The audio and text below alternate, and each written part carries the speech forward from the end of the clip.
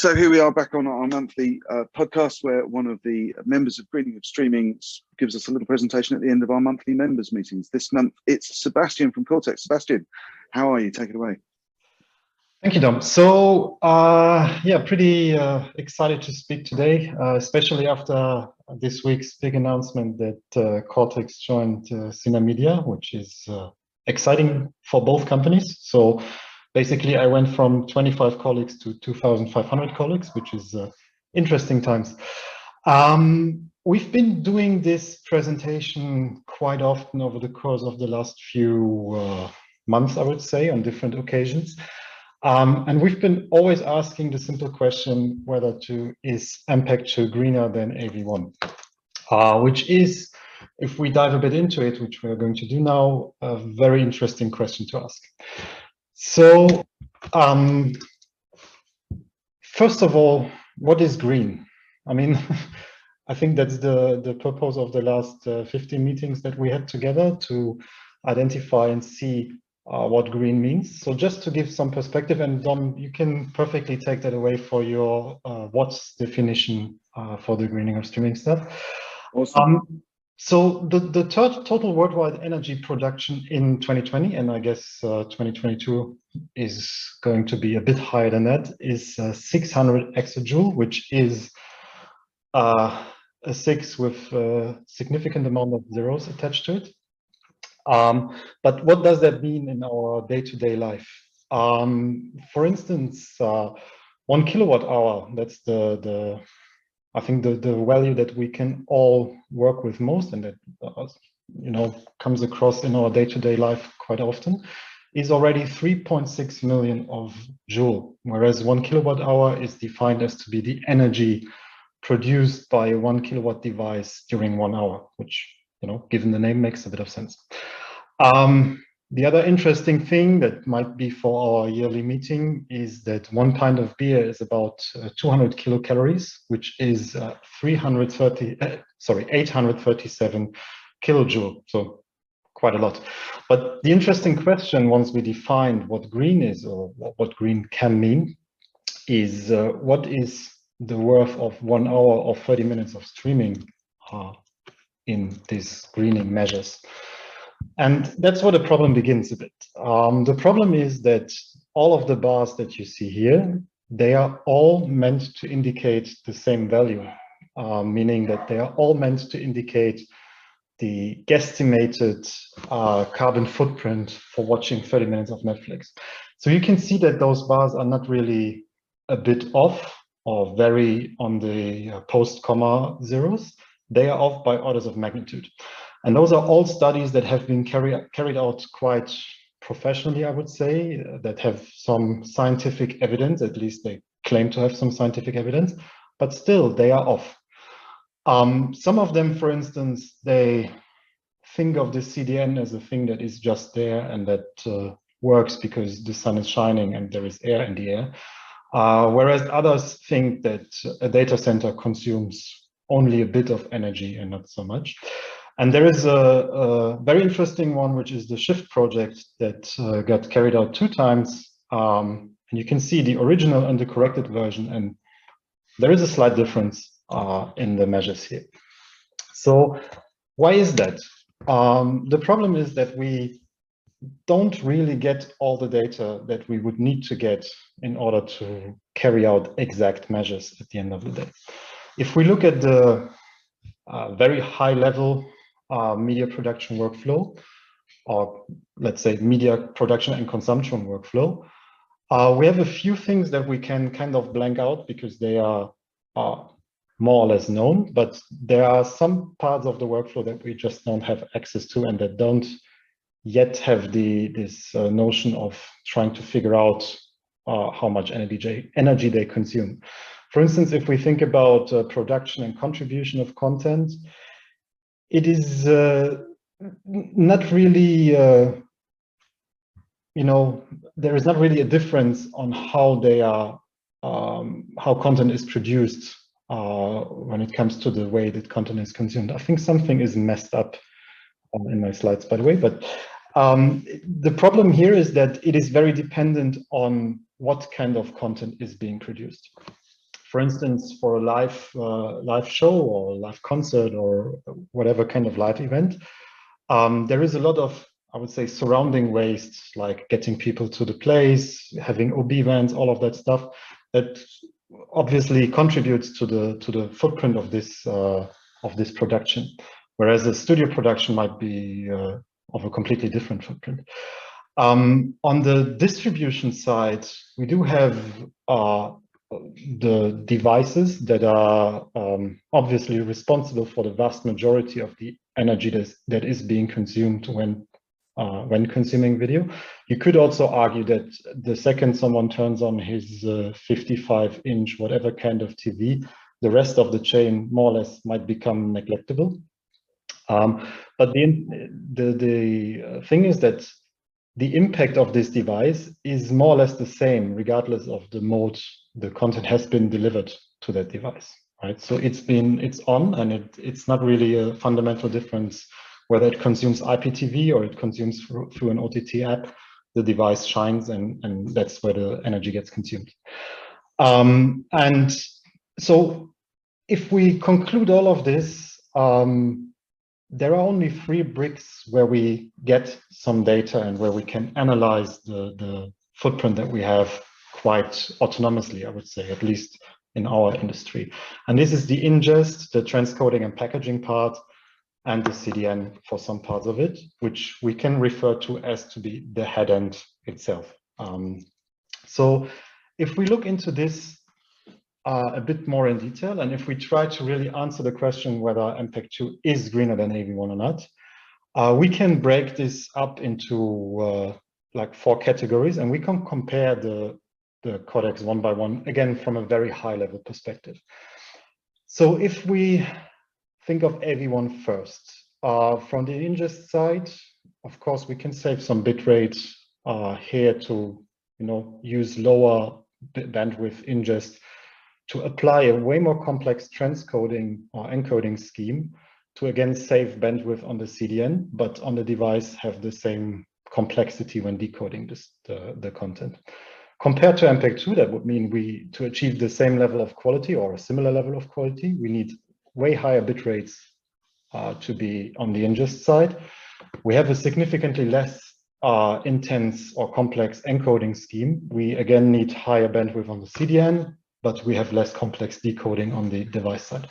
So what this graph tells us is that we are not actually saving stuff anywhere.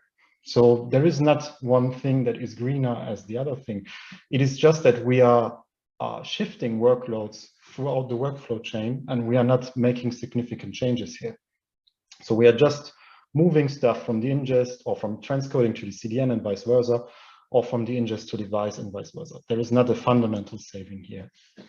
And this is due to a simple reason at the end of the day. So if we think about what we can optimize to, become really greener, the first question I would ask is what everyone in the audience thinks this number is. 63,072,000 what? I guess I cannot open the chat, but I will just assume no one replied. It's my fee. It's my fee for today. Yeah, like your hourly wage. Now, actually, this is the amount of files that are being produced by a 24/7 live stream over the course of 1 month, given 5 profiles, nice. A bit of DRM applied, a bit of audio tracks that might be different. I would argue it's a regular live TV channel, with all the stuff that is attached to it. And this produces 63 million files over the course of 1 month. Who on earth thinks that all of those 63 million files are actually consumed throughout the whole month? This is not happening. I mean, everyone will argue that his content is super pristine and is worth watching every second. But in reality, at 3 at night, no kid is watching a kid's channel. They are supposed to sleep at that time, right?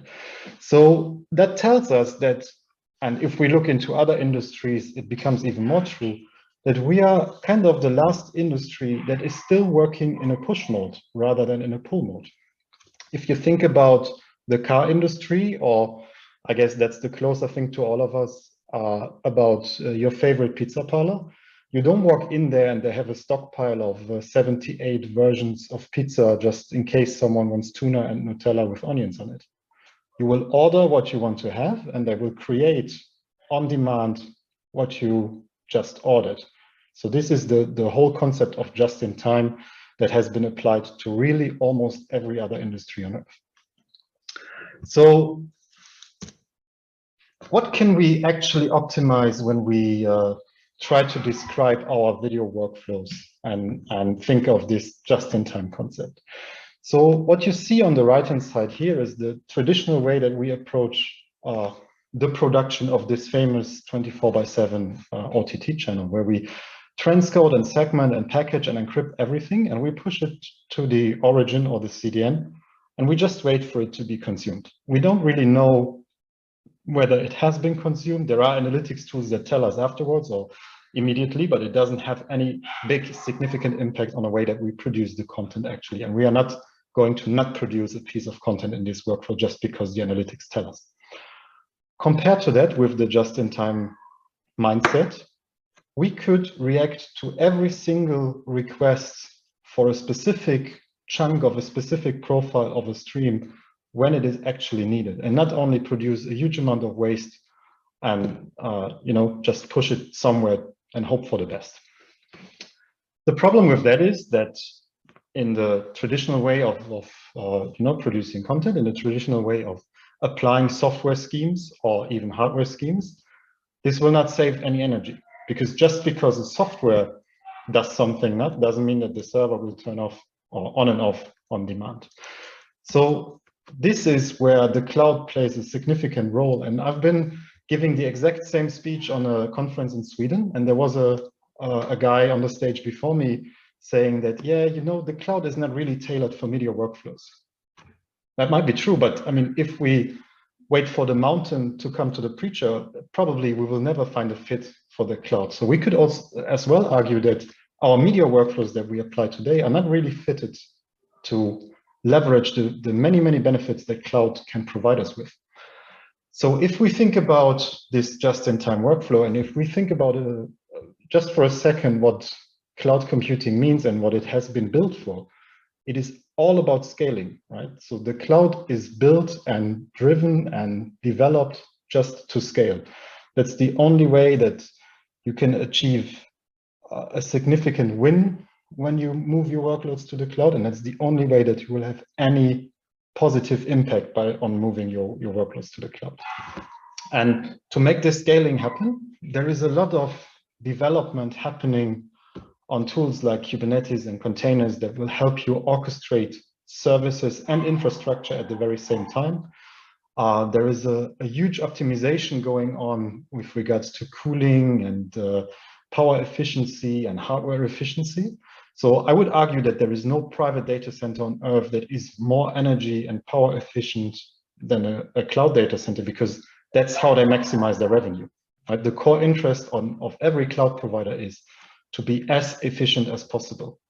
And if we think about, again, this just-in-time approach, given those tools, we can make this efficiency happen. And we can apply those exact same schemes to produce video only when it's actually needed and only when it has been requested. And this is, in a nutshell, what we do at Quortex. And that's already it. So superb. Excellent. I think you have a virtual round of applause, but you can have a clap from me. Feel free to unmute. Thank you. So does anyone on the floor have any questions for Sebastian? I thought it was a very good presentation. I think the one thing I always like to add is that one big benefit of the cloud is its ability to scale down as well. And, yes. and I think that's it is always viewed in its essential being a resource to scale up, but its ability to scale down, which especially for volatile workloads often is the best of the efficiency. But well, no, very good.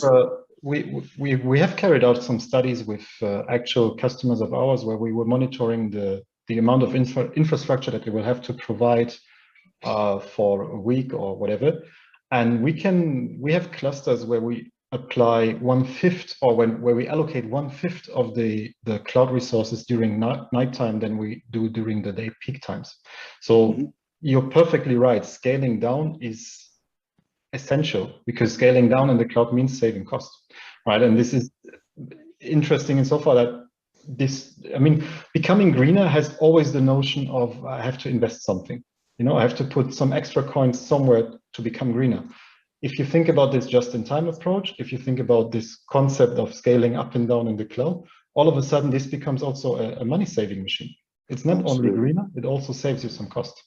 Yes, just doing the members engagement work for Greening Streaming, it's clearly a joint sell to the finance director and to the technical and the marketing teams now. It's everywhere.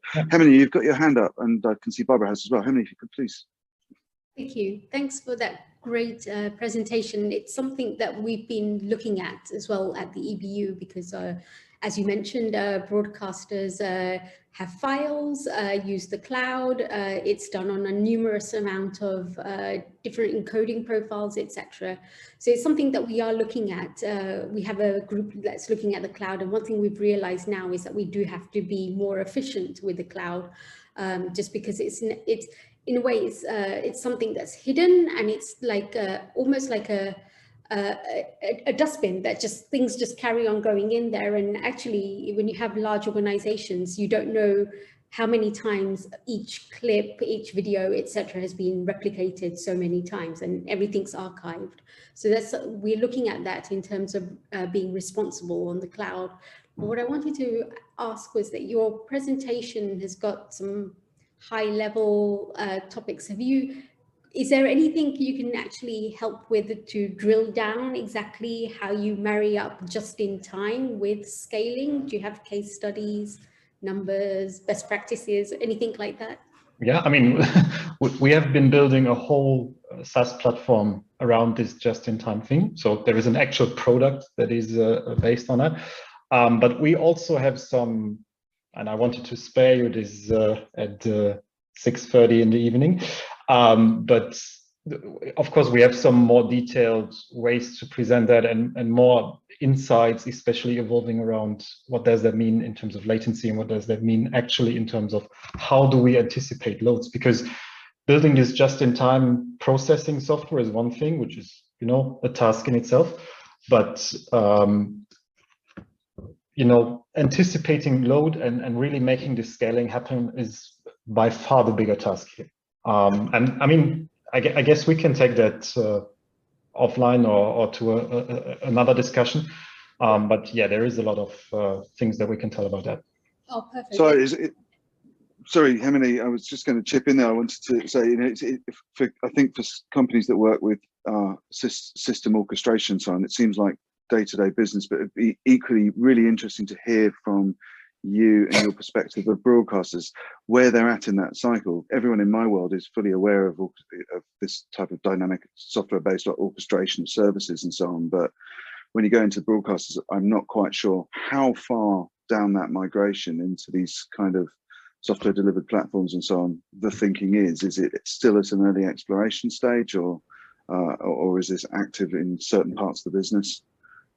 We should get you back to come talk maybe in more depth about that. But. It's difficult to tell because all of our members are really diverse. So you have the likes of the BBC and Arte, which are really starting to dig deep and start looking at sustainability and being efficient, as well as obviously being efficient with the budgets, etc.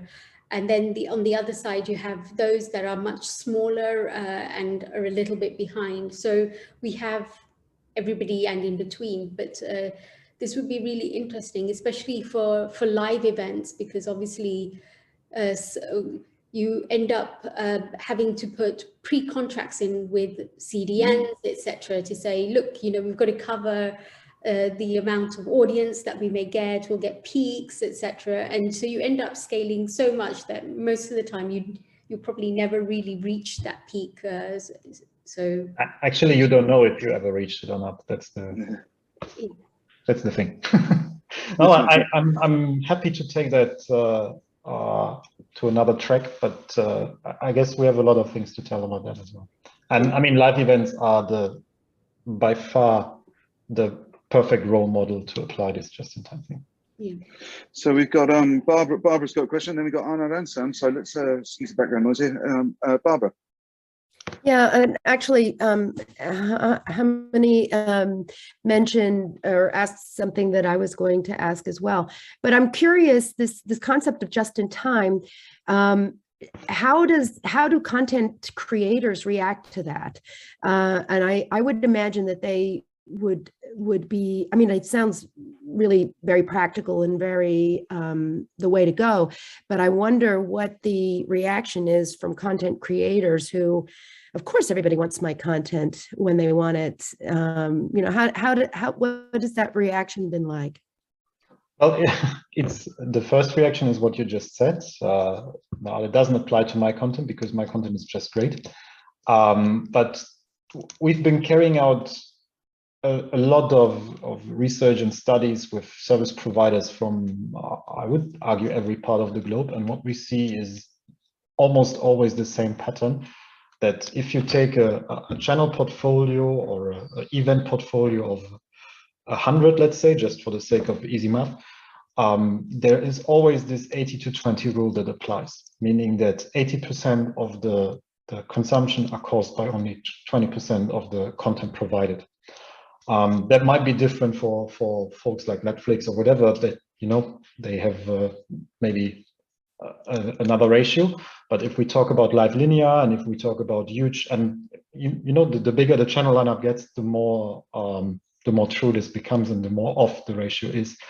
So the question really is, okay, those 20% channels, you might end up doing the same thing that you would do in this pull mode.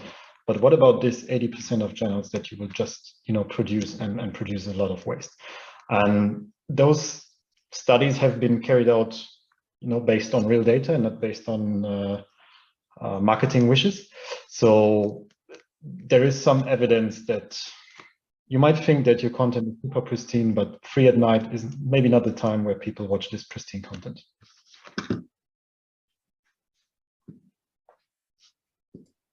Did that answer your question, Barbara?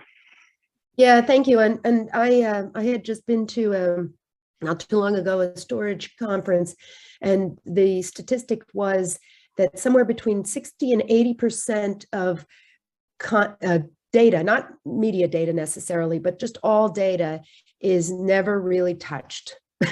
So it's the same metric. Yeah. I mean, I've been only, and those figures that I just mentioned, they are evolving around live content. It could be VOD to live, could be live with catch up or start over, but always in the context of a kind of a linear experience. What we also do with some customers is to apply this just in time to VOD, because they have the exact same experience. They store a hell lot of content somewhere, they transcode a hell lot of content, but again, only a small fraction of that is actually consumed. And then given the crazy AVR letters that some people apply to especially VOD content, because, you know, transcoding is just there, this gets even more true. So it's also interesting for the VOD part. Can I just, one last closing thought? It would be interesting if the industry had a kind of ROSI against content, so that there was a metric, a measure that said, you know, this content is, you know, being used, you know, and has a measure, and then you could say certain content is higher or lower, and it would be an interesting, you know, from an energy point of view, be interesting. We had a similar discussion, and it's funny you bring this up, because this discussion is like 1.5 weeks ago, with a company that actually produces some content, not pristine, but still content. And what they ask us is if, based on the analytics that we do and based on this pull mode where we see all of the requests, if we could weight content against each other and kind of assign a price or a value to this piece of content, which I guess goes in the same direction. That was a very interesting discussion that we had. But frankly, the problem is that's more or less the same thing than the screening of streaming approach. We have to invoke more players here and have to invoke the complete chain, not only the distribution path. Right. Thank you. Perfect. Barbara, thank you so much for your questions. Arnold, you've had your virtual arm must be getting tired. Yeah. Two questions very rapidly. So do we have a definitive answer as to whether we should be using MPEG-2 or AV1? No.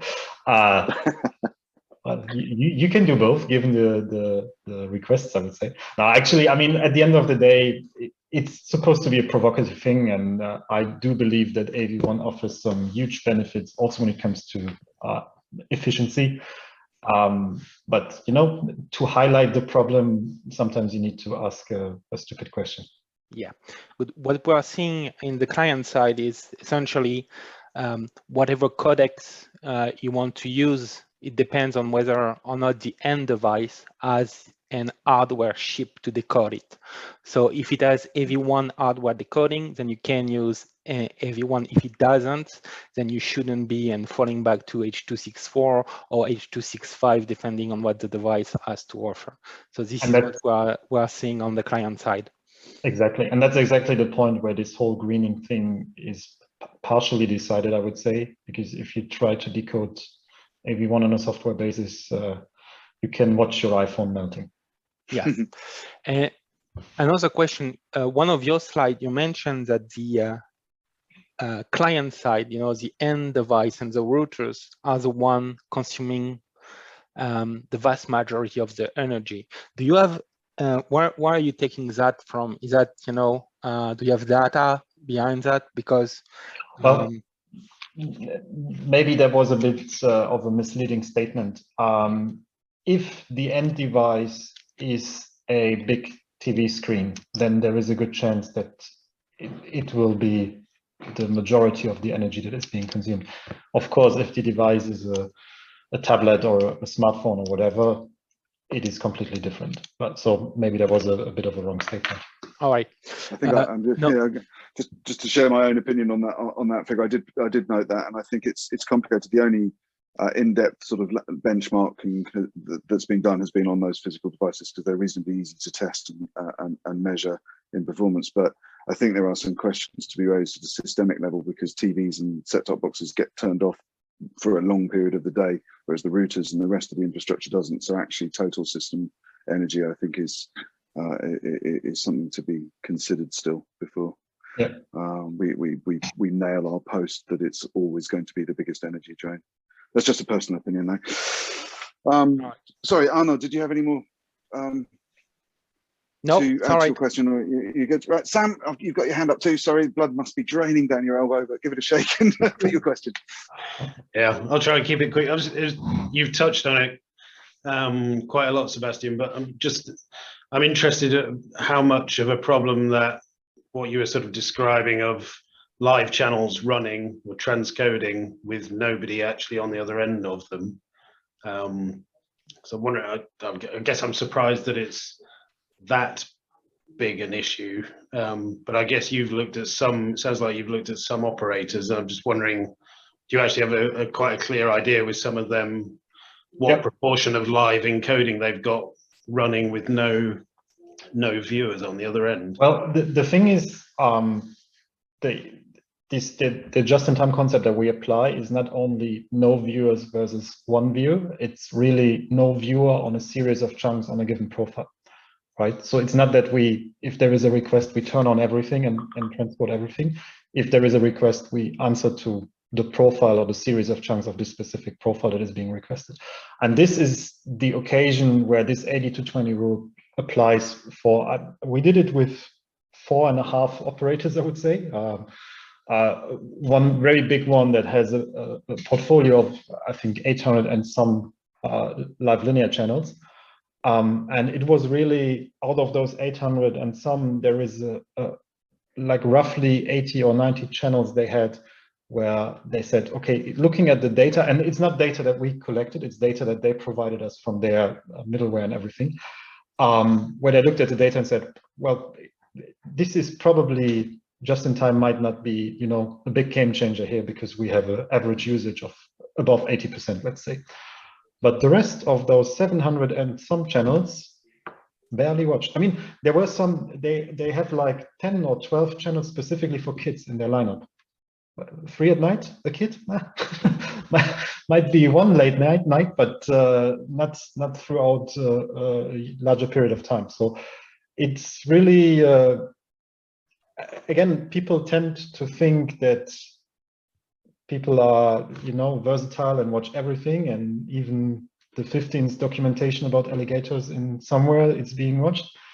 In reality, it might not. So, and again, the bigger your lineup gets, the more probable there is a huge, you know, gap. Cool. Yes, thank you. Perfect. Right. Well, unless there's any other questions on the floor, I'll just give it a second for anyone else to raise their hand or come off mic. Tim, you come off mic there. Yeah, do two things here real quick. One, how many mentioned BBC has a white paper on end user devices, and how many, if you happen to have that link that you could send out to the rest of us, that would be great. And then secondly, Sebastian, the problem you're describing is actually the same problem the Cineplexes have. It's if you have no one show up for a viewing of a particular film, do you still run the film? The answer in the film industry has always been yes, you run it, because then you get to count the showing. And so it's an interesting problem, even as we're in the digital space of if a tree falls in the forest, does anyone hear it? If, you know, does it make a sound, kind of thing. So yeah, you're right. The thing is that you don't actually turn off anything, right? The second someone requests a stream, it's there. It is just not produced up front. The cinema thing, you know, you're not starting the film. The second someone runs in, you're likely to not start it, you know, half an hour after it was supposed to start. So the thing is that there is really not a compromise attached to this way of processing stuff. Whereas in other examples, there is always kind of a compromise that you will need to take, right? Cool, perfect, Sebastian. Thanks, Tim, and thanks everyone for turning up for the monthly members meeting. This will come out as a podcast in the next 24 hours or so, which we'll share on the Greening of Streaming LinkedIn feeds and other social feeds. So do pick that up and share it. We'll tag Sebastian and Quortex, obviously, or Cinemedia, or you guys will have to advise us on that one. It's such fresh news. You can still do Quortex. That's going to be fine. Okay, cool. All right, cool. You need to keep some independence. Excellent. Well, good luck with all of that, and we will see you for the August meeting. Adam, I'm going to stop the recording, but then hand back to you.